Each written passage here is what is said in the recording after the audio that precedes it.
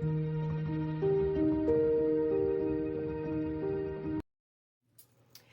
everybody, and welcome to Frankie's DIY Life. I'm Frankie. On my bicycle ride this morning, I come across this chair that was in the dump pile for the city to pick up. And it's got a stain. Well, first of all, it's broke right here, but I'm gonna fix that. And right there, it's got a big stain, but I'm fixing to paint that. So let's see what it turns out when I get through. This right here was cracked in two. That's why the bolt was out of it, but I put some staples in it, and I'm fixing to put me some electrical tape around it, and hey, you gotta do what you gotta do. Problem solved.